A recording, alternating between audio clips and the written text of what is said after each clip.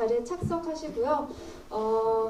사실 이 밖에서 그 비비안님께서 여기 귀에다 문에다 귀를 대고 엔딩 크레딧이 다 올라가면 어떤 반응이 나올까, 박수가 나올까 기대하고 계셨는데 박수가 나오지 않아서 좀 화가 나신 것 같아요.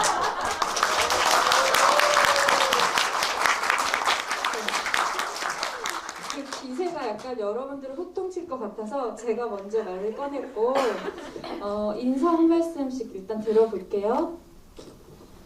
감독님부터 부탁드릴게요. 안녕하세요. 저는 연분홍치마라는 단체에서 활동하고 있고 너에게 가는 길을 나비님, 비비안님, 부모모임과 함께 만든 변규리입니다. 오늘 반갑습니다. 안녕하세요. 제가 화가 난 게 아니라 오늘은 왜 박수를 안 치시나 궁금해서 그런 거고 부끄러워서 안 치신 걸로 알겠습니다. 저는 26살 게이 아들을 둔 엄마 비비안이고요. 성소자 부모 모임에서 활동하고 있습니다. 와주셔서 너무너무 감사합니다. 안녕하세요. 저는 성소수자 부모 모임에서 나비라는 활동명으로 활동하고 있고요.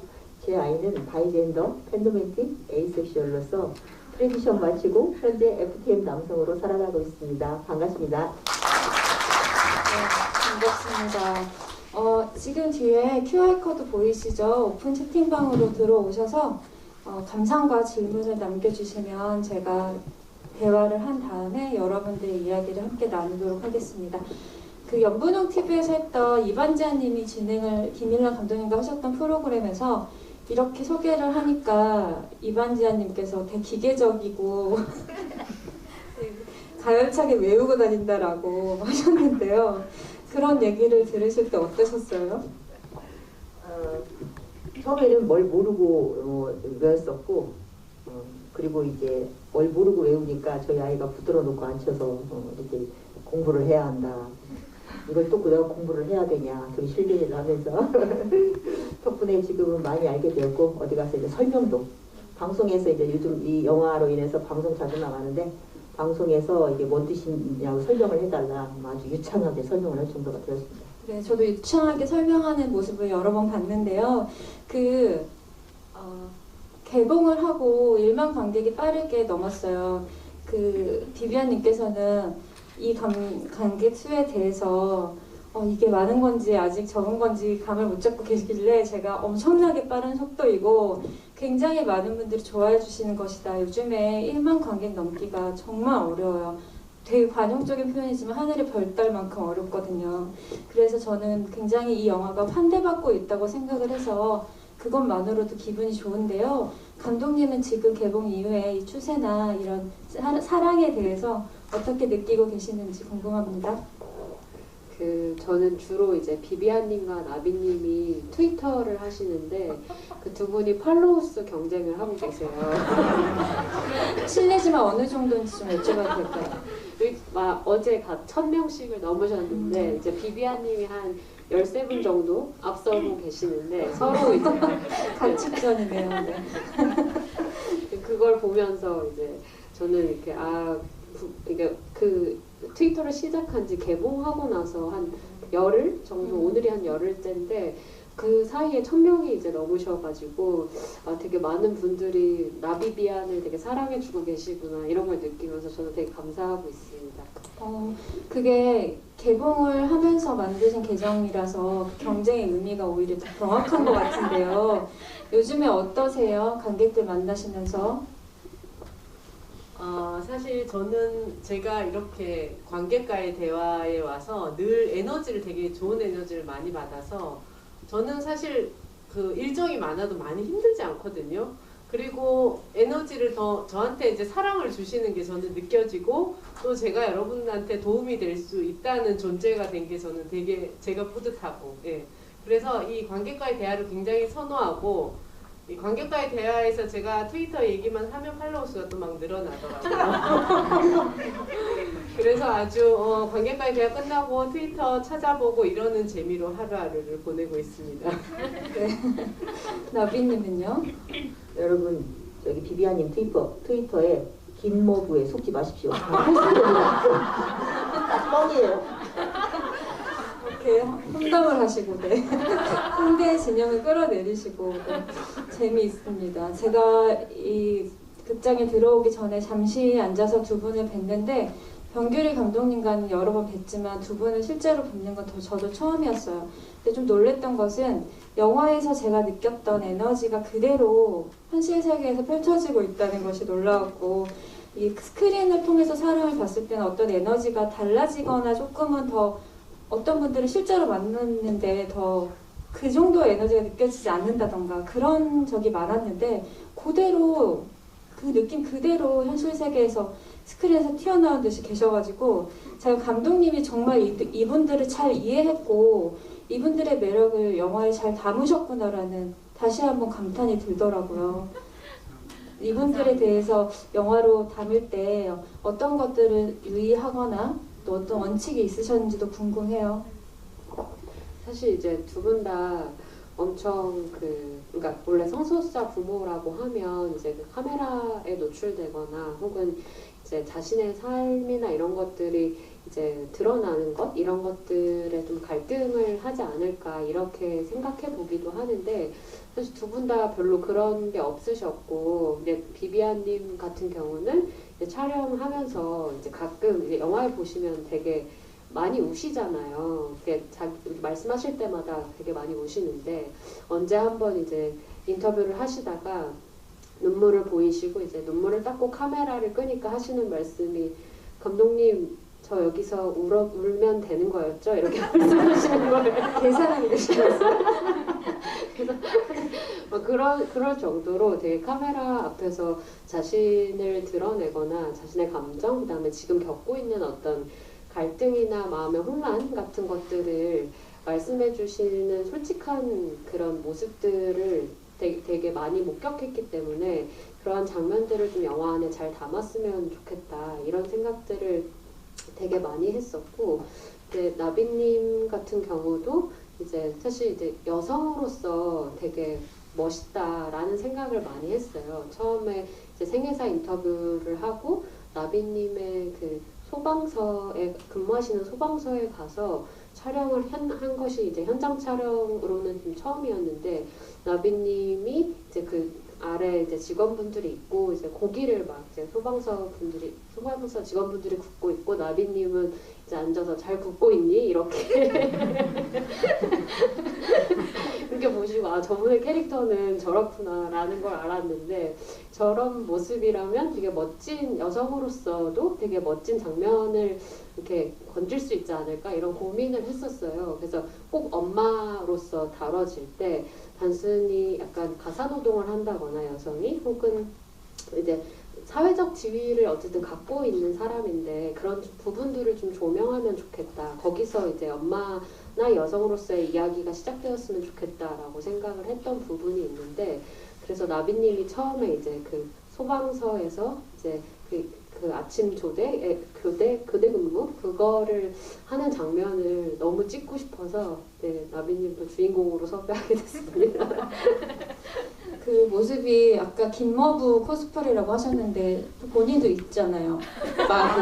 마부시잖아요, 그렇죠? 그치 마부라고 네, 사랑을 해주십니다. 그 모습이 약간 드러나는 대목이었던 것 같은데요.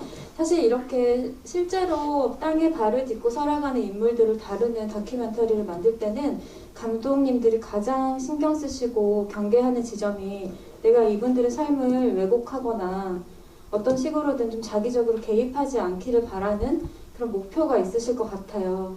그래서 아무래도 시사하실 때 당사자들이 이 영화를 어떻게 볼지를 가장 염려하거나 떨려 하실 것 같아요. 그날이 기억나세요? 영화를 보여드리던 날?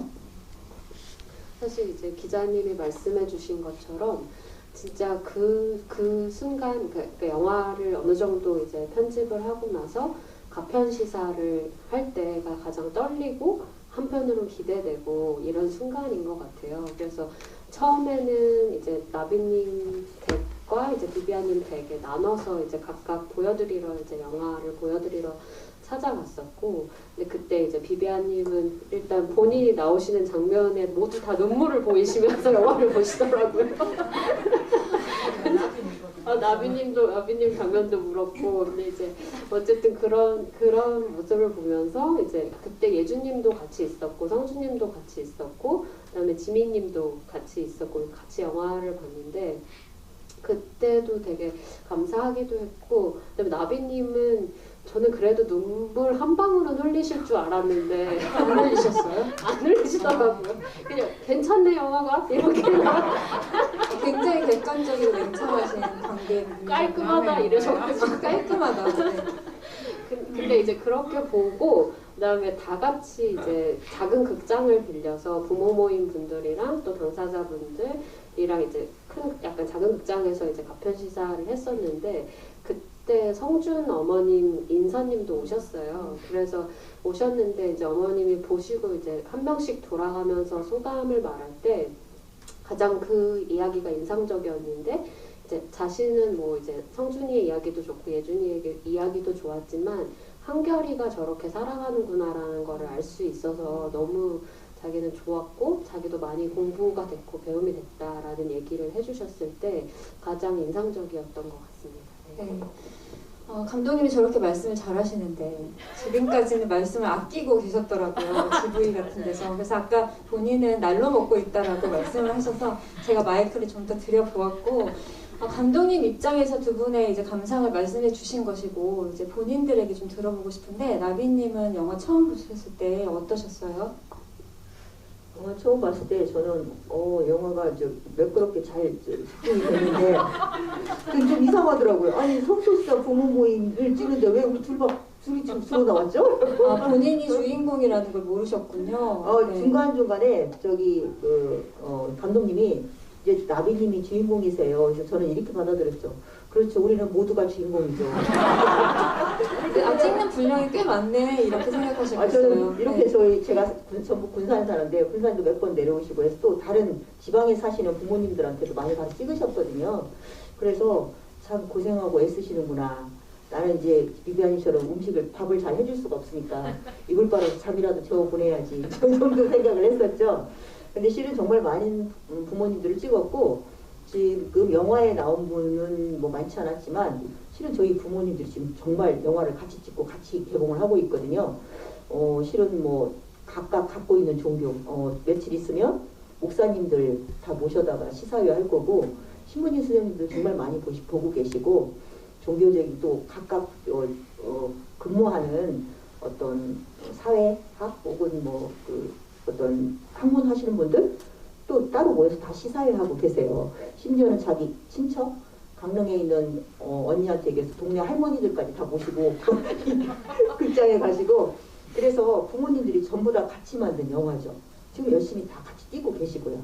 그리고 보이지 않지만 저희는 이거 보면서 또 이 개봉 과정을 보면서 정말 고맙고 힘이 되는 게 부모님들이 이 영화를 계기로 더 많은 사람들에게 이런 걸 알리자. 한 마음으로 전부 다 몇십 명이 같이 움직이고 계세요. 그걸 꼭 말씀드리고 싶었어요. 네. 비비안님은 어떠셨을까요? 처음 영화 봤을 때 저는 일단 제가 큰 스크린에 나오니까 좋았고요. 그리고 제가 너무 많이 울어서 또 그때마다 또 같이 따라 울게 되더라고요. 그리고 나비님이 또 울면 또 따라 울고 그래서 정말 1시간 반 동안 너무 울었던 기억이 나요. 처음에 봤을 때는. 뭐 사실 지금도 제가 한 10번 정도 봤는데 지금도 보면 또 눈물 나는 장면이 또 있고 저희 영화가 그렇지 않습니까? 매번 볼 때마다 조금 포인트가 달라져서 저는 계속 어쨌든 눈물을 흘리면서 보지만 영화를 이제 개봉하게 돼서 사실 너무 좋은 거는 어쨌든 남들이 상상하지 못하는 어떤 삶을 그냥 보여주고 있는 거죠. 실제 이게 다큐니까 동성 커플이 존재하고 부모님과 함께 어울려서 지낼 수도 있고 이런 거를 그냥 눈앞에 보여주는 행위 자체가 누군가는 한 번도 상상하지 못했던 삶인데 그거를 상상을 하게 해줬다는 거. 그리고 제 회사 동료들도 제가 불러서 여기서 똑같이 이렇게 했었거든요. 단체 관람을. 근데 대부분 학부모들이 많았는데 그 후배들이 하는 말이 선배님 때문에 내가 아이를 키우면서 이런 걸 상상하게 됐다. 내 아이가 나중에 성소수자라고 나한테 얘기를 하면 나는 정말 사랑과 포용으로 잘 받아줘야지 이런 생각을 하고 돌아가게 됐다고 상상을 할 수 있게 해줘서 너무 감사하다. 그래서 저는 여러모로 제가 나와서 기쁘고 제가 또 이런 어떤 그들에게 도움을 줄 수 있어서 너무 감사한 일입니다. 네, 저는 비비안님의 그 자기 사랑이 너무 아름답다고 느껴지고요. 그 영화를 보시다 보면 시간의 흐름이 표현이 되잖아요. 몇 년이 흐르는 것이 느껴지는데 기재되어 있기도 하고요. 네, 나비님께서는 이제 본인의 자녀의 정체성을 이야기하는 것이 점점 능수능란해지는 느낌도 있어서 재미있었고, 비비안님은 제가 영화뿐만이 아니라 다른 영상물, 인터뷰 하신 것들 다 찾아봤는데 도무지 아직도 익숙해지지 않는 대목이 있으신 것 같아요. 그 예준님께서 7년간 클로짓으로 살면서 힘들었던 시절을 회상하실 때, 그때의 감정을 얘기하실 때는 계속 눈물을 흘리셔서 그 마음이 어떨까, 어떻길래 저렇게 아직도 익숙해지지 않는 것일까, 그게 궁금했어요. 그게 이제 제가 예준이가 힘들었던 시간을 함께 해주지 못했다는 데 대한 안타까움도 있고, 어떻게 보면 예준이가 그때 겪었던 그 시간에서 지금 세월이 많이 흘렀지만 많이 변하지 않은 이 사회에 대한 애통함도 있는 것 같아요. 그래서 어디선가 또 다른 예준이 같은 청소년들이 힘든 시간을 보내고 있지 않을까. 예. 그래서 또 눈물이 나요. 그런 생각이 자꾸 드는 것 같아요. 그러니까 되게 힘든 그 청소년 시기를 아직도 그 어둠 속에서 있을 분들을 생각하면 그냥 눈물이 나요. 그래서 저도 그 마지막에 프리허그 장면이 나올 때 눈물이 났거든요. 그게 누군가가 누군가를 그냥 안아줄 수 있는, 그러니까 안았을 때 오는 그 감흥이나 감동은 안기는 사람뿐만이 아니라 안는 당사자한테도 충분히 느껴지는 떨림이라고 생각을 해요. 그래서 그 눈물이 더 이해도 되고, 저는 그런 생각을 해요. 특히 청소년들, 성소수 청소년들은 말할 데가 없을 거고 자기 자신도 혼란이 많을 텐데 그거 어떻게 해소하고 소화할까. 그래서 나비님께서 다른 아이들은 대학을 어디로 가지, 어떤 직업을 가지지 고민할 시간에 그 정체성 고민을 하고 있었다는 게 너무 안타까웠다, 그런 말씀도 하셔서 퀴어 프렌들리한 상담소나 정신과도 있지만 굉장히 극소수로 알고 있고 예약하는 것도 정말 힘들다고 저는 들었거든요. 그런 아이들을 위해서 사실 사회가 어떤 제도적으로 뒷받침을 할 수 있을까라는 생각을 많이 했어요, 저는. 근데 두 분도 많이 해보셨을 것 같은데 어떤 현실적인 방법이 있을지 좀 들어보고 싶어요. 그 사회에서 뭔가 성소수자들이나 약자들을 위하는 시스템이 선진국 같은 데는 있다고 하잖아요. 이를테면 아이가 어렸을 때 나는 남자인 것 같아, 이를테면 지정성별 여성인 아이가 그렇게 얘기를 했을 때 저희 아이도 실제로 그렇게 얘기했고, 그렇게 자꾸 너는 여자인데 남자라고 얘기하면 안 돼, 그렇게 제가 얘기했던 것처럼 그렇게 아이한테 상처 주지 않고 얘를 이제 아동심리 하는 분들에게 가서 상담도 하고 의사 선생님한테 상담도 하고 해서, 예를 들어서 외국 같은데 이런다고 하더라고요. 한 4-5살 때부터 이제 트랜스젠더의 경우에 본인에 대해서 어떻게 이렇게 얘기를 하면, 아이들은 실은 트랜스젠더인지 뭔지 모르잖아요. 그냥 자기의 감정을 솔직하게 얘기할 때 이제 가서 꾸준히 관찰하다가 1차 성징이 나타날 때도 그런 얘기를 하면 여성 호르몬 억제제를 주고, 그리고 2차 성징이 나타날 때도 이제 그 긴 시간을 이렇게 보면서 그러면 남성 호르몬을 투여를 해서 얘가 본인이 정체화한 정체성대로 살도록 도와주는 거죠. 그렇다면 긴 시간을 자괴감을 갖는다거나 무력감을 갖는다거나 고통 속에서 살지 않고 행복할 수 있을 텐데, 주변의 도움을 받아가면서 우리가 아프면 어떤 의료 시스템이나 부모의 도움을 받잖아요. 우리는 그렇게 알고 있잖아요. 이 성정체성에 대해서도 그런 시스템이 돼 있고 사회가 그렇다면 얼마나 행복할까요? 다 커서 그 기간 동안에 힘들어하고 커서 또 트랜지션 하느라고 힘들어하고, 그런데 그런 것들이 되지 않다라고, 왜 우리는 되지 않을까라고 생각을 해보니까 예전에도 이런 사람 분명히 있었어요. 몇백 년 전, 몇천 년 전에도 분명히 있었죠. 그런데 이제 이런 것들을 그동안 누군가가 하지 않아서 우리가 지금 그런 고민을 하고 있다 그러면 우리가 지금 이때 또 아무것도 안 하면 우리 후세대에 오는 사람들은 또 이 고민을 하겠죠. 그러면 이 일을 누군가가 어디선가 해야 되면 누가 해야 할까가, 어떤 전문가가, 우리 선배가? 그게 아니라 이 질문을 던지는 우리가 해야 할 것 같아요. 지금 이 자리에서 이 부모가 그리고 LI가 당사자도, 물론 당사자도 하겠지만 당사자 힘들잖아요. 그래서 해줄 수 있는 LI나 부모들이, 다른 사람들이 좀 해줘야 할 것 같고, 또 어떤 최근에 뉴스를 보니까 통계에 이런 부정적인 악플을 다는 사람들, 부정적인 얘기를 하는 사람들은 1%가 안 된다고 그래요. 0.06%. 그 1%도 안 되는 사람이 소리를 낼 때 그 사람들의 소리가 전부인 것처럼 우리가 알고 있는 것은 나머지 90% 이상의 사람들이 침묵하고 있기 때문이죠. 실은 대부분의 사람들은 특별히 성소수자에 대해서 어떤 생각이 없어요. 혐오나 차별을 하지 않는데 내가 그 혐오나 차별을 하지 않으면 되지 라고 생각하고 침묵하기 때문에 그 1%도 안 되는 사람들이 떠드는 소리가 굉장히 크게 있고 전부인 것처럼 들리거든요. 그래서 영화에서도 보듯이 캐나다 프라이드 축제 같은데, 특별히 프라이드 축제라 해서 많은 시민들이 거기에 대해서 힘을 북돋아주고 자긍심을 가지도록 하는 이유가 있겠죠. 우리도 90% 정도의 사람들이 침묵하지 않고 한마디라도, 댓글 한마디라도 같이 달아주든가, 아니면 이 사람들이 뭐라고 그런 혐오의 발언을 할 때 그렇게 하지 마라고 얘기를 하면 좋겠다는 생각이 들어요. 실은 학교 폭력 같은 데도 한 아이를, 한 10명의 아이가 따돌림을 할 때 그 중에 10명 중에 한 명이 이거 우리 이거 아닌 것 같아, 이거 하지 말자, 옳지 않아 라면 전부 다 앉는다고 하더라고요. 아무도 그 한 사람이라도 얘기를 하는 사람이 없기 때문에 그게 그런 일을 하거든요. 그래서 저희도 이런 많은 90%의 사람들이 침묵하기보다는 그거 옳지 않아, 그거 참 안 좋은 일이야 라고 얘기를 해줬으면 좋겠어요. 예를 들어 30년 전에는 장애인들 뭐 이동권도 없었고 또 이렇게 나오지도 못했고 그런 걸 당연하게 알았지만, 지금 누가 장애인에 대해서 비하 발언을 하거나 장애인들이 나오지 말아야지, 장애인 때문에 돈 드는 거 그거 아까운 거야 라고 하면 그 사람을 어떻게 보겠어요? 굉장히 미개한 사람으로 보겠죠. 그런 것처럼 우리도 이런 이제 성소수자나 어떤 사회적 약자에 대해서 내가 직접적으로 관련이 없다고 생각하지만, 어떻게 보면 나이를 먹으면 우리가 전부 다 약자가 될 수도 있고, 꼭 내가 그렇게 아니라 하더라도 그런 얘기들을 한마디씩 해주면 좋겠다 라는 생각이 들었고, 그래서 이렇게 부모들이 먼저 더 가시화 활동에 열심히 뛰어들고 있거든요. 이 제목이 너에게 가는 길인데, 실은 뭐 자식에게 가는 길이기도 하지만 자식을 통해서 더 나은 사람, 더 나은 어른이 되고자 하는 저에게로 가는 길이기도 하고, 또 이 마음으로 여러분과 함께 가자고 하는 여러분께 가는 길이기도 하거든요.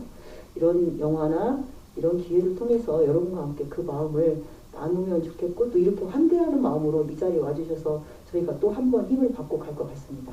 네, 이렇게 오늘 이 시간이 끝나도 될 것 같아요. 굉장히 정리를 잘 해주셔버렸는데요. 약간 아까 우스갯소리로 장난스럽게 얘기한 거지만, 그런 의미에서 그 한결 씨의 정체성을 어떻게 표현하는지를 일부러 꼬박꼬박 다 얘기하는 것이 중요한 것 같아요. 내가 느끼고 있는 것이 어떤 것인지 명확하게 언어화되어 있다는 것만으로도 어떤 분들은 거기서 해방감을 느낄 수도 있고, 나란 존재가 지워지지 않았다고 확인받는 것일 수 있거든요. 그래서 우리가 배움이 중요하다는 것을 다시 한번 느끼게 되었고요. 여러분들의 좀 의견이 되게 많이 들어와가지고 제가 좀 읽어볼게요. 일단 환대하시는 분들이 굉장히 많아요. 반갑고 두 어머니 응원합니다. 존경합니다. 변규리 감독님 좋은 영화 만들어주셔서 고맙습니다. 그리고 제이님께서 엄마의 생일을 맞이하여 영화를 같이 보러 왔습니다. 저는 10년 전쯤 커밍아웃을 했는데 저희 엄마도 충분히 받아들여 주실 때까지 몇 년 걸리셨어요. 그때는 부모 모임이 없었으니 엄마가 혼자 고민하고 삭히면서 저를 이해하셨을 것 같아요. 그때 엄마가 혼란을 겪을 때 받으셨던 아픔을 이 영화를 보시면서 공감하고 치유했으면 좋겠습니다. 너무나 기쁘고 감사합니다. 이 영화를 만들어주셔서. 네, 이런 말씀 해주셨고요. 또 여기에 많은 분들이 또 하트를 붙여주셨어요. 이 메시지에. 그리고 피치님께서 영화를 보면서 두 분 의지가 굳고 강하신 분들이라는 생각이 들었어요. 성소수자 어머니로 찍으신 다큐이지만 나비님과 비비안님이 개인으로서 얼마나 멋진지 더 많이 생각해보게 된 것 같아요.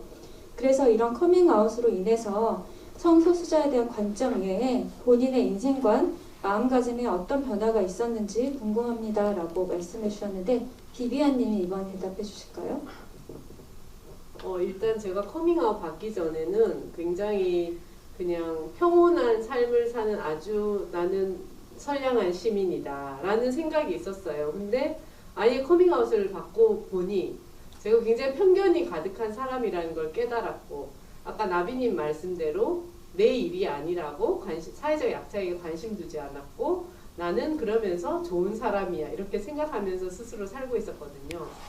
그래서 내가 가진 편견이 뭔지를 깨달았고, 내가 굉장히 좁은 우물 안에서 그 하늘만 쳐다보고 살고 있었구나 이런 생각을 되게 깨달음을 크게 얻어서, 사실은 그 우물이 깨지고 우물이 이제 무너지면서 하늘이 넓어졌죠. 보이는 하늘이 넓어지니까 당연히 세계관이 굉장히 넓어졌고, 우리 사회에 제가 관심 두지 않았던 사회적 약자들에 대한 생각을 굉장히 많이 하게 됐고, 또 부모모임 활동을 하다 보면 연대 활동이 되게 많거든요. 저희가 지금 차별금지법도 제정연대랑 같이 연대하고 하는 이런 연대 활동이 많으니까 자연스럽게 약자들하고 함께 우리가 힘을 모으면 정말 큰 힘이 될 수 있다는 어떤 이런 생각도 갖게 됐고, 그래서 그런 활동도 하게 됐고, 제가 또 항공사를 다니는데 항공사에도 노조가 있거든요. 근데 노조 가입률이 3%가 안 돼요. 굉장히 적은 수가 가입을 하고 있지만 어쨌든 노조가 있는 거였는데, 저는 어떻게 보면 그 회사 안에서 조금 관리자급이어가지고 노조를 안 들고 있었는데, 저는 노조도 들어갔고 노조 간부도 했고, 이제 올해는 영화 때문에 이제 나왔지만, 그래서 그런 어떤 그 소수가 되어서 내 목소리를 내는 거에 대한 주저함이 좀 없어졌어요. 그러니까 그냥 예전에는 뭔가 내 목소리를 내는 게 뭔가 좀 부정적인 사람 같고, 어떤 기존 질서에 대해서 이렇게 자꾸 시비를 거는 것 같고 이런 느낌이었다면, 커밍아웃 받고 나서 제 세계관이 이제 넓어지니까 내가 옳다고 생각하는 일에 대해서는 내가 목소리를 내며 사는 게 훨씬 행복하고 되게 정의로운 일이라는 걸 깨닫게 돼서, 사실은 어떤 그러니까 아들을 떠나서 저만 봐도 제가 굉장히 좀 훌륭한 인간이 되어간다는 느낌을 저 스스로 가지게 됐어요. 그래서 굉장히 뿌듯하고, 회사에서도 사실 저희는 위계가 있는 조직인데도 있어서 저는 그 위계를 되게 당연하게 생각하던 사람이었거든요. 근데 이제 그런 위계 따위는 필요 없다. 그래서 후배들하고 굉장히 평등한 관계를 가지려 노력하고, 절대 반말하지 않고 서로 존중해주고, 심지어 예전에는 그냥 여성에게 남자친구 있어요, 남성에게 여자친구 있어요 라는 말을 되게 쉽게 하는 사람이었다면, 지금은 절대 그러지 않고 사적인 건 물어보지 않고 꼭 물어볼 상황이 되면 애인 있어요 이렇게 이제 물어볼 줄 아는 성숙한 시민이 되었습니다. 박수가 절로 나오는데 자긍이 높아지신 것 같아요. 그 활동을 통해서. 그 애인 있어요라는 질문이 어떻게 보면 별거 아닌 것 같지만, 사실은 지나치게 한국 사회는 놀랄 만큼 이성의 중심주의라 지긋지긋할 때가 있거든요. 그 질문이 굉장히 큰 변화라고 저는 생각을 하고, 그 두 분이 명언 제조기인데 입만 열었다면 명언을 남기시는데, 그런 차원에서 이 말씀이 기억나요. 커밍아웃을 폭탄이라고 생각하고 던지지 말아라. 선물이다. 본인의 세계관이나 상상력이 넓어졌다는 의미에서 선물이라고 표현을 하신 것 같습니다. 라비님도 하시는 말씀 있으신가요? 말 약간 아끼시겠어요? 네, 알겠습니다. 다음 질문을 좀 그럼 받아볼게요. 나비님, 한결님이 너무 좋아요. 한결님의 이상형은 무엇인가요? 위에서 대시. 무엇이라고? 네, 무엇인가요? 한결님의 이상형은 한결님에게 물어봐야 할 것 같습니다. 저희 얘기 말해서. 이 태도도 정말 마음에 들어요. 선을 확실히 그을 때는 그러면. 네. 부모 모임에 가보고 싶어요. 영화 끝나고 나서 참석해보고 싶은 사람 정말 많을 것 같은데 혹시 사람이 너무 많지 않을지 걱정되지 않으시나요? 라고 물어보셨네요. 저희가 원래 부모 모임 한 달에 한 번 정기 모임을 하는데, 사실 코로나 때문에 요즘은 2달에 한 번, 3달에 한 번도 했고, 인원을 사실 좀 제한하고 있어서 처음 오시는 분이 제일 프라이어티가 높습니다. 그래서 처음 참석하신다면 당사자도 좋고 부모님, 가족, LI 다 가능하니까 빨리 신청하시면 처음이시면 거의 참여하실 수 있는 가능성이 높으니까 많이 참여해 주세요. 네. 아까 나비님과 비비안님이 출연하게 되시게 된 계기는 감독님께서 설명을 짧게 해주신 것 같고요. 영화를 보는 내내 위로를 많이 받았다. 성소수자가 겪는 희로애락을 함께 느낄 수 있어서 너무 좋았다. 잘 봤다. 감사합니다. 이런 글들이 굉장히 많고요. 다큐멘터리 카메라의 어색함을 어떻게 극복하셨는지 궁금해요 라고 하셨는데 왠지 어색함이 없으셨을 것 같다는 생각이 드는데요. 감독님 어떠세요? 네, 아까도 말씀드렸지만 사실 그 막 비비안님이 이제 영화에서 우리 예준이가 관종이었어요라고 말씀하시는데 사실 예준님 전에 비비안님이 계셨다.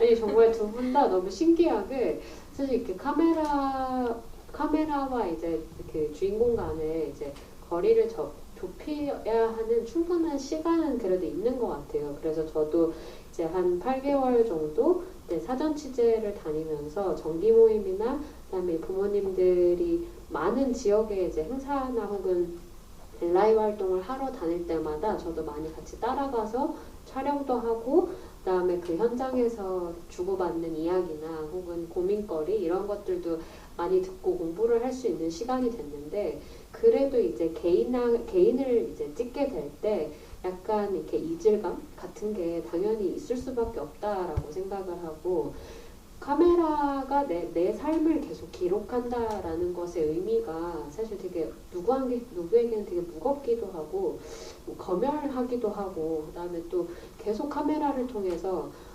진짜 커밍아웃 할 수 있으세요? 라는 그런 질문들을 저는 직접적으로 하지 않았지만 부모님들은 계속 제 카메라에서 그런 질문들을 받게 될 수밖에 없다라고 저는 생각을 했었거든요. 근데 부모님들뿐만 아니라 사실 한결님, 뭐 예준님, 형주님 당사자분들 다 모두 그런 질문을 받으면서 계속 이 4년이라는 시간 동안의 그 촬영에서 오는 프레셔를 견디셨다라는 부분도 있을 것 같은데 사실 나비님, 비비안님은 정말 신기하게도 그런 게 많이 없으셨어요. 그래서 정말 나비님도 이제 카메라를 딱 들었는데 저분은 뭐지? 잠깐 왜 이렇게 말씀을 잘하시지? 이렇게 그 처음에 세계사 인터뷰를 할 때도 다 쏟아내는 게 명언이어가지고 어떤 인생을 살아온 분이실까라는 게 되게 궁금했어요. 근데 얘기를 듣다 보니 20대 30대부터 이제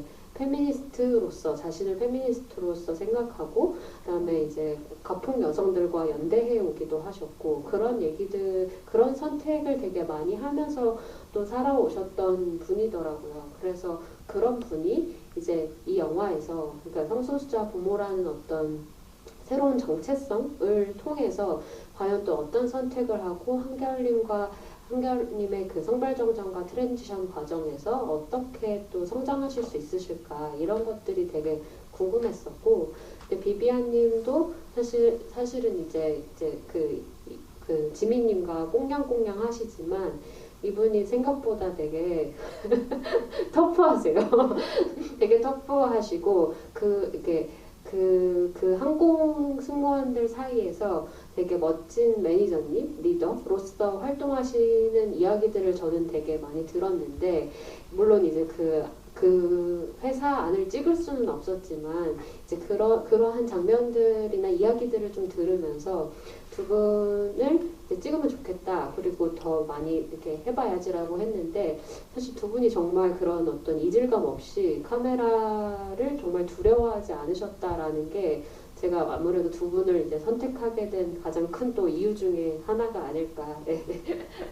그 다큐멘터리 카메라가 감독님의 스타일에 따라서 완전히 유령처럼 느껴지는 경우가 있고 어느 순간 카메라가 있는지조차 관객이 잊게 되는 경우가 있고 목소리로라도 개입하시는 경우가 있는데 감독님의 카메라는 동행한다는 느낌이 있었어요. 굉장히 가까이에서 있고 같이 호흡을 하고 있다 그런 느낌을 받았는데요. 두 분은 방금 이렇게 어색하진 않으셨냐라고 가볍게 질문해 주셨지만 사실 쉽지 않은 주제고 이야기인 만큼 카메라 앞에서 자기도 모르게 나를 검열하고 있다던가 그럴 때도 있잖아요. 그러니까 온전하게 솔직하지 못할 때도 있을 것 같고 그런 갈등들이 좀 있으셨을 것 같아요. 그런 갈등은 한 번도 없었습니다. 왜냐하면 이 정빈이 감독님이 카메라를 들고 오면 일단 그 감독님이 체구가 좀 작으시잖아요. 큰 카메라를 바리바리 이렇게 몇 개를 들고 오시면 아 감독님이 저렇게 힘들 텐데 라는 생각을 하는데 저희한테 또 이렇게 말씀을 아주 조근조근 낮은 목소리로 굉장히 조심스럽게 얘기를 하면 그 사람을 굉장히 무장해제를 시켜요. 그래서 그 얘기를 하면 뭔가 많이 얘기를 해줘야 할 것 같고 도와줘야 될 것 같고 측은지심이. 뿐만 아니라 네.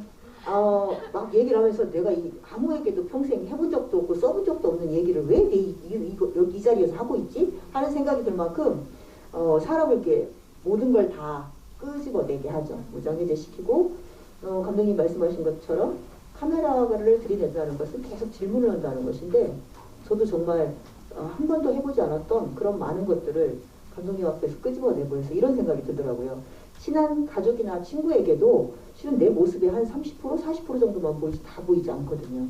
그런데 이 몇 년 동안 계속 카메라를 들이밀고 있으니까 제가 제 자신한테 질문하게 되더라고요. 그리고 다른 사람 앞에서 저의 모든 것을 거의 대부분의 것들을 얘기를 하다 보니까 저도 저를 좀 알게 됐어요.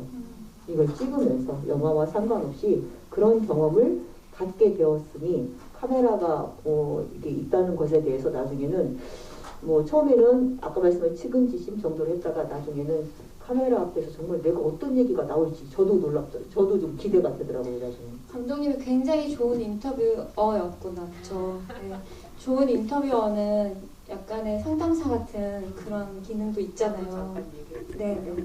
아까 기자님이 동행이란 말을 하니까 제가 갑자기 딱 생각이 났는데 진짜 감독님에 대한 신뢰가 저희가 기본적으로 진짜 너무 많이 있었나 봐요. 그러니까 저희를 어떻게 찍어도 감독님 굉장히 좋은 작품을 반드시 만들어낼 거야.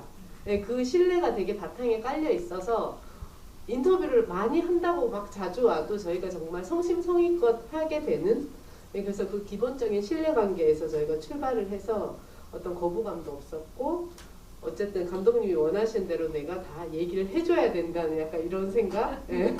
그래서 진짜 열심히 저를 막 돌아보고 내가 그때 왜 그렇게 생각했지 이런 걸 계속 끄집어내서 열심히 답을 했던 것 같아요. 그게 어떻게 보면 작품으로 잘 된 것 같은데 어쨌든 그것도 감독님의 능력이신 거죠. 무섭고도 좋은 사람들이에요. 감독님은 참.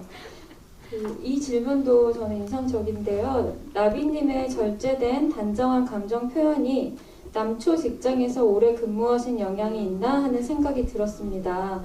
오래전부터 남초 직장에 근무하면서 편견이나 불합리를 많이 겪으셨을 것 같은데 그런 상황에서 어떻게 대처해 오셨는지 궁금하다고 하시네요.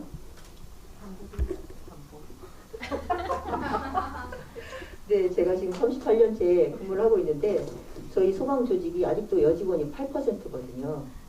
그래서 예전에는 뭐 행사를 하면 20년 전만 해도 그 여직원한테 한복을 입고 와서 여기서 뭘 하라고 이런 것들을 강요를 했죠. 꼭 한복을 입어야 하냐, 우리는 저기 정복도 입고 그게 훨씬 깔끔하고 더 멋지지 않냐 이렇게 얘기를 해도 기어이 한복을 입고 와라. 그래서 제가 한복을 입고 갔죠. 생활한복 입고 갔습니다. 그 사람들이 생각하는 꽃 같고 어여쁘고 뭐 화사하고 한복이 아니라 생활한복 입고 왔어 어쩔래 이런 표정을 쳐다봤죠.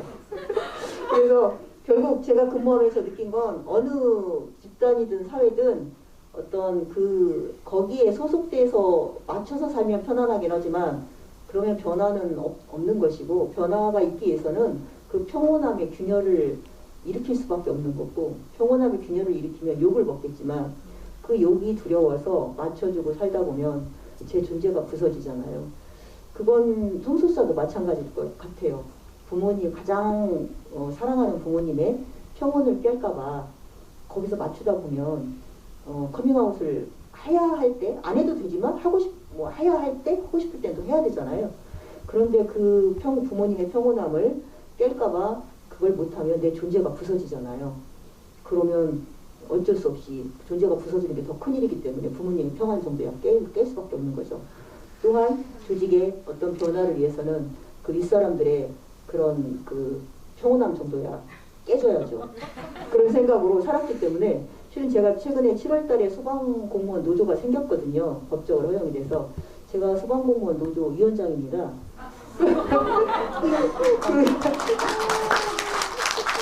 코스가 장난이 아니세요. 생각을 해보면 남자가 92%인 이런 조직에서 공무원 노조는 가치 있는 일이라고 생각을 합니다.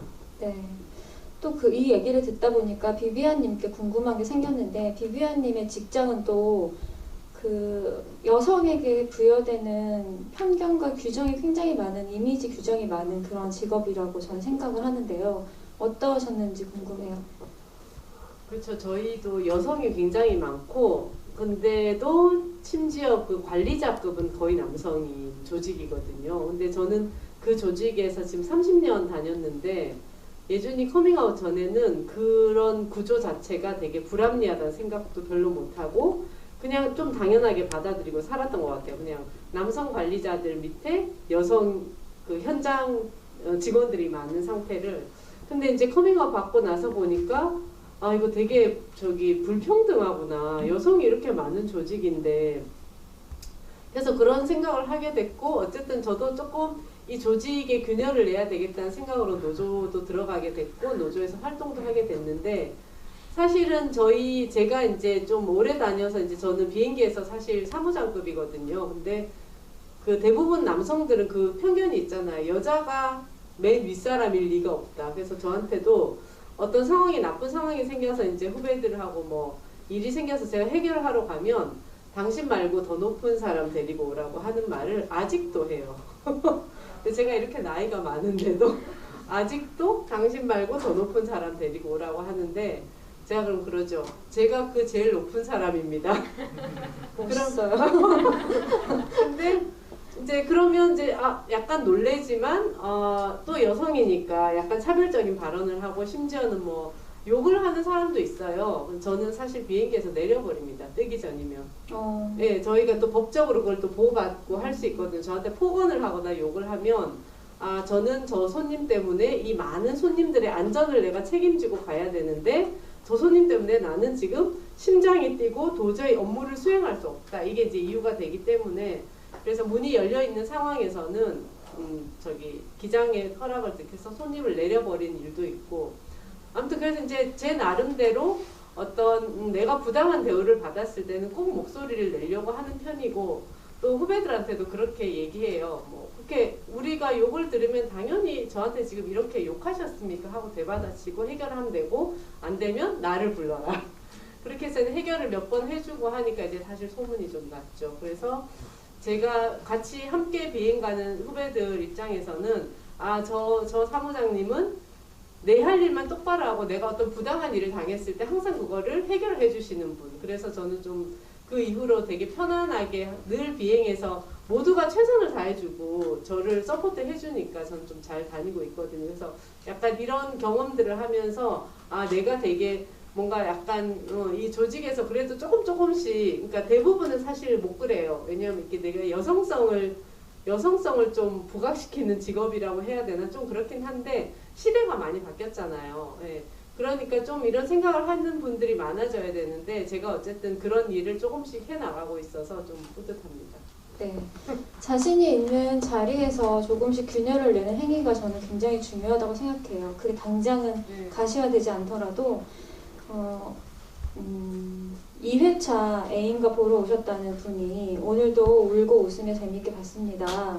이런 영화 만들어주셔서 정말 감사합니다. 덕분에 세상이 조금씩 행복하게 만들어가고 있다는 느낌을 받고 갑니다. 질문은요. 이 질문 좀 재미있는 그냥 가벼운 질문인 것 같은데, 명언 제조기이신 두 분이 영화에서 본인이 했던 말 중에 이 말은 내가 해도 정말 내가 생각해도 정말 잘했다 하고 싶은 부분이 있으신지요? 제가 명언을 하도 많이 해서 쿨한 엄마가 될 테고 명언은 아닌 것 같고, 진짜 제 진심이었고, 그 영화 뭐 한 번 보면 퀴어 영화 그거 아닐까요? 가족 영화, 여성 영화, 인생 영화 그거랑 저희끼리 이제 웃으면서 하는 말이 혐세도 울고 가게 한 영화 뭐 이런 얘기도 했거든요. 혐세는 아시죠? 혐오 세력. 혐세도 울고 간 영화. 줄임말을 굉장히 좋아하시네요. 네, 좋아합니다. 지금 나비님은 나빈 너무 많아서 사실. 네. 저는 생각 밖으로 저기 마지막 장면에 그 사람의 뿌리에 대한 얘기를 많이 생각을 해주시더라고요. 맞아요. 네. 저의 경험이기도 했고 또 실은 주변에 그 화목한 가정, 이를테면 비비안님 같은 경우 이게 판타지 가족이잖아요. 저희 가족은 현실 가족. 실제로 제 주변에나 현실에 이렇게 화목하기보다는 우리가 어떻게 보면 화목한 건 환상이고 되게 많은 여러 가지 그 스펙트럼의 가족들이 있고 많은 또 가족에게 상처도 많이 받고 위로도 받지만 또 상대적으로 가족에게 기대를 하기 때문에 힘들어하고 남이라면 그렇게 기대도 안 하고 상처도 안 받을 건데 그런 상황들을 굉장히 많이 봤어요. 또 이제 여러 가지 활동을 하면서 보니까 가족 혹은 가족주의, 가족이라고 생각하는 어떤 틀 안에서 움직이다 보니까 힘든 부분들을 많이 봐서 가족이 나쁘다는 건 아닌데 가족에 대해서 우리가 갖고 있는 환상 때문에 스스로가 굉장히 파괴적이구나라는 생각이 들었고 그래서 그런 부분을 그냥 그때 할 때는 담담히 얘기를 했던 것 같아요. 담담히. 저는 그렇게 생각을 합니다. 라고 했는데 그걸 이제 영화에 거의 엔딩에 쓰셔가지고 보신 분들이 많이 그 부분에 대해서 공감을 해주셨다고 해서 저도 그 부분에 대해서 생각 많이 하고 있어요. 네, 저도 사실 그 말씀이 너무나 기억에 많이 남고 말씀하신 대로 비비안님 댁처럼 거의 유토피아 같은 가족도 있겠지만 아닌 사람들은 상대적 박탈감 굉장히 느끼고 왠지 모르게 부모와 사이가 좋아야 될 것 같은 그 강박을 느끼거든요. 아니면 죄책감이 막 생기고 근데 나비님께서 꼭 가족이 아니어도 되고 가족한테 꼭 허밍아웃 안 해도 되고 뭐 이런 말씀을 좀 하셔서 좀 그게 느슨해지니까 마음이 편안해졌어요. 그리고 전 처음에 영화를 봤을 때 충격을 받았던 지점이 나비님께서 그 한결님에 대해서 아픔에 대해서 얘기하시면서 우리 아이가 정말 너무 고통 속에 사는 게 힘들면 뭐 그런 선택을 한다면 같이 있어주고 싶다 할 때 저는 뒤통수를 맞은 것 같은 느낌을 받았어요. 한 사람이 한 사람을 이해하고 사랑한다는 것이 어디까지 나갈 수 있는지 물론 부모 자식이라서 더 특별하겠지만 이렇게까지 나아갈 수 있구나 사람의 마음이라는 게 거기서 되게 큰 강렬한 감동과 어떻게 보면 충격을 받았습니다. 네, 저도 할 얘기 있어요. 저희 집이 굉장히 환상적인 가족처럼 보이지만 그건 모두 저의 노력입니다. 네, 알겠습니다. 네. 아니 그래서 이게 부모가 노력해야 된다는 걸 전 보여주고 싶었어요. 사실 부모가 노력하지 않으면 이렇게 할 수 없다. 예, 그 점을 꼭 알아주십시오. 제가 옆에서 본 바 두 분 다 정말 뼈를 깎는 노력을 하십니다. 근데 사실은 가족을 꾸려서 그걸 유지해 나간다는 거는요. 내 뼈와 살을 깎는 노력이에요. 사실은. 그 되게 부대낌이 심한 행위라는 거를 아마 다들 알고 계실 거예요. 결혼을 하지 않으신 분들도 아실 거라고 저는 생각을 하고요.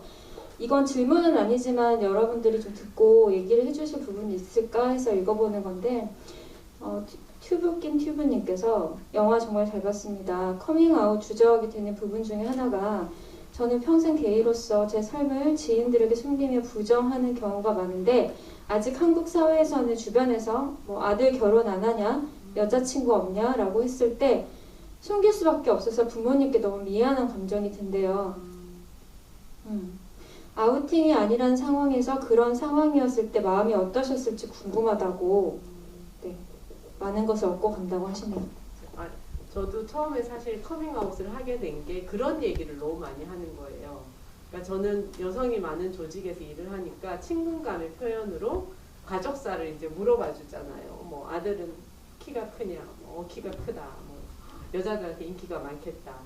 그다음에 뭐 애인이 있냐, 여자친구가 있냐, 뭐 이런 얘기를 너무 그냥 친근감 표현으로 서로 얘기를 하는데 거기서 이제 사실과 다른 얘기를 제가 해야 되잖아요. 그런 상황이 좀 스트레스인 거예요. 그래서 처음에는 그냥 얼버무렸다가 이게 이제 매번 이런 상황들이 똑같이 연출이 되니까 이제 저도 커밍아웃을 하고 싶더라고요. 내가 왜 이런 상황, 불편한 상황을 겪어야 되지? 내 잘못도 아니고 우리 아들 잘못도 아닌데 내가 왜 이런 스트레스를 받아야 되지 싶은 약간 억울한 심정에 그냥 한번 빵 했거든요.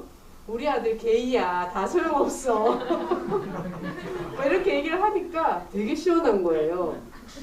되게 시원하고 또 상대방의 반응이 나쁘지 않았어요. 다들 아 그러시냐고 뭐 그러면서 힘드셨겠다. 아니 처음 힘들었지만 지금 괜찮다 이러면서 제가 또 가시화 활동을 하면서 내가 인터뷰 나간 거를 막 보여주고 뭐 이런 걸 또 이제 어쨌든 그것도 활동이라고 생각을 한 거예요. 그래서 이제 자꾸 하다 보니까 이제 어느 순간 되게 많이 알게 됐고 그렇게 되니까 어떤 자기 주변의 성소수자 얘기, 친구가 게이고 뭐 친구가 레즈비언이고 어떤 분은 뭐 또 아픈 가정사 얘기도 하시고 아무튼 저한테 이제 그런 얘기들을 막 하시는 거예요. 그래서 아 내가 이렇게 커밍아웃을 이렇게 하다 보니까 다른 사람들도 약간 치유해 줄 수 있다. 그들도 사실 그런 얘기를 어디 못했을 거 아니에요. 근데 저한테 하더라고요. 그래서 저랑 같이 마음을 나누고 서로 공감하고 그러면서 되게 마음이 또 풍족해지고 그리고 저희 아들이 일단 엄마가 막 커밍아웃을 막 해주니까 되게 좋아했어요. 뭔가 되게 그 약간 본인을 숨긴다는 거는 사실 부모가 온전히 받아들였지 못했다는 저는 그런 생각이 있었거든요. 그래서 내가 이거를 숨기고 싶다고 생각하는 거는 되게 우리 아이한테 죄책감이 드는 거예요. 나는 숨기고 싶지 않은데 그래서 아이한테 물어봤어요. 엄마가 이렇게 얘기를 하고 다녀도 되겠냐 했더니 엄마 하고 싶은 대로 하래요. 그래서 저는 그냥 걸어다니는 커밍아웃 정말 얘기를 했거든요. 근데 그게 너무 시원하고 그래 이렇게 얘기를 하면 되는구나. 그래서 그때 그것도 깨닫게 됐어요. 성소수자들이 왜 커밍아웃을 하고 싶어 하나. 그 심정도 함께 깨닫게 됐고 우리 아들이 그렇게 왜 클로짓에 있다가 이렇게 하고 싶었나 부모에게 말하고 용기를 얻고 싶었네 이런 게 이제 저도 같이 느껴지는 거예요. 그래서 약간 공감도 되고 그래서 저는 그 커밍아웃 하는 경험이 저한테 너무 좋았기 때문에 사실 영화도 제일 큰 커밍아웃이잖아요. 세상을 향한 저의 커밍아웃인데 그래서 영화가 개봉될 때 정말 기뻤어요. 아 내가 더 크게 커밍아웃을 하는구나. 네. 부모님이 이걸 알게 되면 어떡할까 그런 불안감이나 두려움이 있으신 것 같아요. 그리고 이제 본인이 커밍아웃을 하는 것에 대한 했는데 부모님이 이것 때문에 나에 대해서 불편하게 생각할 수도 있고 또 바깥에서 좀 부끄러움을 느끼거나 많이 고민을 할 텐데 그런 고민 때문에 실은 아직까지 말씀을 못 하셨을 수도 있고 혹은 뭐 어떤 눈치를 채셨다 하더라도 부모님이 이렇게 그것을 아직도 외면하실 수도 있는데 부모님은 또 역시 또 비단이 말씀하신 것처럼 밖에다 커밍아웃도 할 필요가 있겠죠. 그런데 그건 제가 볼 때는 부모님의 몫입니다. 본인이 고민할 일이 아니라 본인은 부모님한테 본인이 커밍아웃을 하고 싶다 혹은 할 필요가 없다 라고 생각을 결정을 해서 하고 싶으면 하는 거고 아니면 마는 거지 하고 나서 부모님의 입장은 부모님이 알아서 하실 몫이죠. 자식을 나눴는데 그 자식이 나한테 커밍아웃이라는 선물을 줬을 때 그 선물을 받을지 버릴지 이도저도 못하고 가지고 있을지는 부모님의 몫이라고 생각을 좀 나눠서 하시면 좋겠어요. 부모님의 걱정까지 다 부모님 이웃 사람들의 걱정까지 다 안고 갈 필요는 없다고 생각합니다. 그래야 하지 않나요? 또 약간 오은영 박사님의 그 시간까지 느껴지는 부모님의 문제는 부모님이 알아서 해결하실 것이다. 맞는 말씀이신 것 같아요. 아쉽지만 시간이 이제 부족해서 마무리해야 될 것 같고 제가 되도록 많은 질문을 다 소화하려고 했는데 남겨주신 감상들은 이따 끝나고 한번 쫙 읽어봐 주시면 좋을 것 같아요. 굉장히 진솔한 감상들이 많거든요. 방금 말씀하셨지만 저는 그게 꼭 뭐 성정체성이 아니더라도 사람이 가까운 사람에게조차 말하지 못하는 비밀을 담고 살 때 조금씩 어두워지는 것 같아요. 네, 내가 거짓말을 하는 것도 아닌데 되게 막 그걸 숨기고 있는 사람처럼 되어버리고 나는 내 얘기를 하지 못하고 남의 걸 일방적으로 듣기만 할 때도 있고 그러다가 점점 우울감에 빠지는 것 같아서 저는 가까운 사람에게 이야기할 수 있는 정도의 사회만 되어도 너무 좋을 것 같다는 생각이 들었고 이 영화를 저도 여러 번 거듭 보면서 느낀 거는 그냥 한 단어로 설명하자면 사랑이에요. 사랑. 너에게 가는 길은 사랑에 대한 영화이고 한 사람이 배우고자 하는 것은 자기 자신을 위해서도 있지만 타자를 위한 자기 확대라고 생각하거든요. 그게 결국은 사랑이라고 저는 생각해요. 그 의지가. 그래서 여러분들이 이런 영화를 만들어주시고 저한테 그걸 깨닫게 해주셔서 다시 한번 감사드린다는 말씀을 드리고 싶고요. 마지막으로 관객분들께 마무리로 한 말씀씩 하면서 이 자리를 정리해 볼게요. 감독님부터. 이 영화를 이제 만들 때 이 영화가 누군가가 부모에게 말을 걸고 싶을 때 많이 이용되었으면 좋겠다 이런 마음으로 이제 영화를 만들었었는데요. 그래서 부모님하고 같이 오시는 분들 또 이제 어떤 이야기를 해볼까 하여 이 영화를 먼저 이제 보러 오시는 분들의 이 이야기를 듣다 보면 되게 감사하고 사실 영화 하기 잘했네 이런 생각도 되게 드는 것 같아요. 그래서 그런 감상들 남겨주셔서 너무 감사하고요. 이 영화를 이제 처음 제작하기로 했을 때 이제 연분홍 치마와 이제 성소수자 부모 모임이 여러 이야기가 있었겠지만 사실 차별금지법을 제정하는데 조금이라도 영화가 좀 도움이 되었으면 좋겠다라는 마음도 굉장히 컸었어요. 그래서 저희도 이제 차별금지법에 대한 언급을 이제 GV가 끝날 때 꼭 하는데 어쨌든 저희도 많이 알리고 또 이야기할 수 있는 창구들을 많이 마련해 볼 테니 거기 계신 관객분들도 함께 지켜봐 주시면 감사하겠습니다. 오늘 만나서 너무 반갑습니다. 저희 영화를 이렇게 주말에 보러 이렇게 오셔서 자리를 꽉 채워주신 관객분들 덕분에 저는 오늘도 굉장히 감동받고 또 보람찬 마음으로 돌아갈 수 있을 것 같고 저희 영화를 보면 눈물이 많이 나시죠. 근데 그거는 어떤 공감의 눈물인 것 같아요. 다 함께 아까 기자님이 사랑에 대한 얘기라고 했으니까 누구나 다 사랑하고 싶고 사랑받고 싶잖아요. 예. 그래서 다 공감할 수 있는 얘기라고 생각하고 많이 울었지만 나가시면서 이 사랑에 대한 어떤 희망을 좀 가지고 가시면 좋겠어요. 예. 저희가 보여준 것도 약간 그런 희망에 대한 얘기도 있거든요. 그래서 앞으로 우리 성소수자들이 그러니까 조금이라도 안전한 사회에서 살아갈 수 있도록 여러분들이 좀 희망을 함께 보여주시고 마음을 연대해 주시면 너무너무 감사하겠습니다. 와주셔서 감사합니다.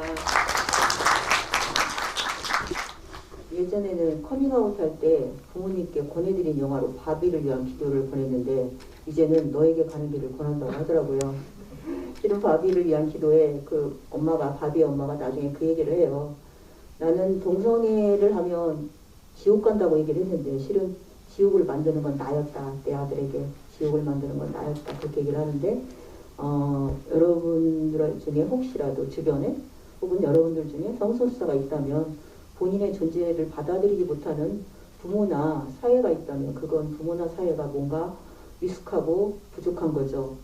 나의 존재가 사회에 해를 끼친다고 생각할 필요는 추호도 조금도 없습니다. 저희 성소수자 부모 모임의 어떤 아버님은 그런 말씀을 하셨어요. 우리 아이들은 하나님이 주신 특별한 귀함의 일부다. 저희는 하느님이 주신 한정판 에디션이라고 얘기를 하는데 저희 자식들을 통해서 많은 것들을 부모가 배워나가고 성숙하고 또 주변에다 그런 것들을 같이 나누고 살잖아요. 여러분들이 여러분 존재에 대해서 추호도 의심하지 않고 혹시라도 여러분의 존재에 의문을 표하는 어떤 사람이나 사회가 있다면 그분들에게 당당하게 그분들을 대응하셨으면 좋겠습니다. 감사합니다. 끝까지 명언을 남겨주셔서 감사하고 무엇보다 이 영화는 눈물도 많이 나고 어떻게 보면 무거운 주제를 다루고 있지만 정말 재밌지 않아요? 전 그냥 재미있었어요. 재미있고 너무나 에너제틱해서 좋았어요. 물론 이 두 주인공들의 몫도 굉장히 컸던 것 같고요. 아직 이 GV를 많이 다니셨지만 아직도 전혀 지치지 않으신 것 같으니 앞으로도 GV가 많이 행사가 잡히길 바라고 여러분들도 N차 관람해 주시길 바랍니다. 감사합니다.